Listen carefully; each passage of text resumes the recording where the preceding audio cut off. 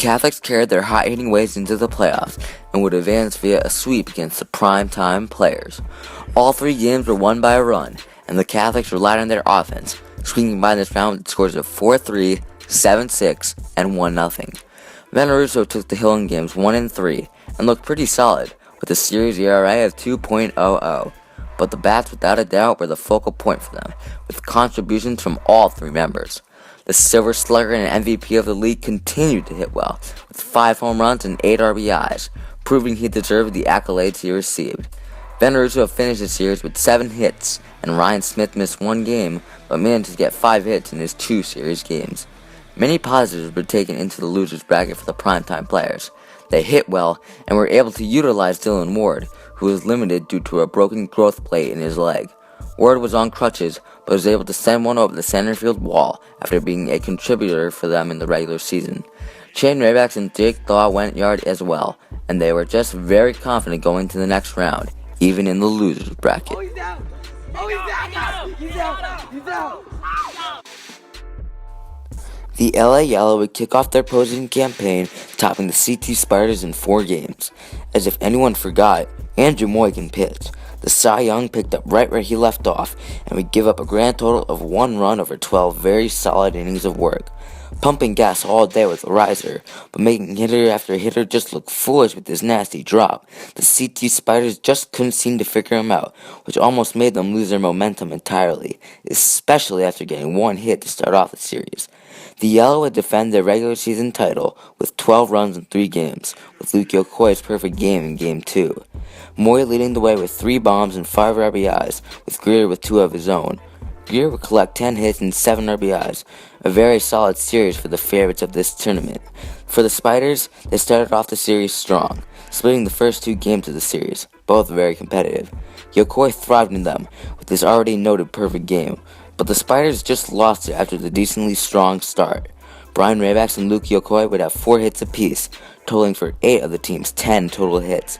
Russell Krause struggled, going 2 for 11 in the series, which started out his playoff average at 181.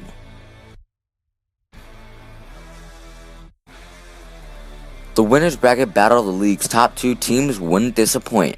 Primarily a slugfest, while the series only went 4 games and both teams performed, the Catholics let this one slip out of their hands.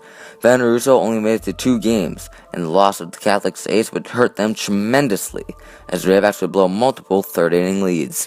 Moy didn't pitch like himself, with an okay series ERA of 3.00. The Catholics would continue to hit well, scoring 12 runs off the previously unhittable Moy. Raybacks would go off for another 4 home runs and 11 of the team's 13 RBIs, seeming to get a good feel for Moy after months of struggles. Ryan Smith would have a solid series, going 7 for 19. As I said before, Veneruso only made it to 2 games in this series, which was a huge factor for the Yellow's success at the plate. Andrew Moy got the best of the number 2 pitcher Raybacks, with 4 dingers and 14 ribbies, and Greer would have a series average of 409 and hit 3 home runs. This one had to hurt for the Catholics. They let championship berths slip right out of their grasp. This series would be very exciting, going 5 games. Unfortunately, we lost all of our footage, so we have no evidence of Shane Raybacks' 135-foot bomb, the furthest home run ever hit. Some notes to take from this one: Luke Yokoi would hit 5 home runs and Dylan Ward would hit 3. Brian Raybacks also left it all on the field, hitting for a series average of 526. The 2015 season will forever remember the Spiders and all of their hilarious antics.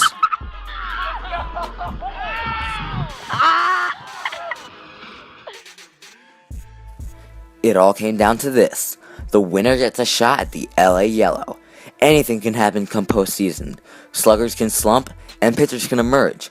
That's exactly what happened as the 3-seed primetime players took on the favorites, the 2nd-seeded Connecticut Catholics. Coming into this game, the scouting report on the primetime players was that they were a clutch-hitting, mediocre team with no real ace. Dylan Ward, still limited, lets it all out there and pitched phenomenal with a series ERA of 0.27 in 11 innings.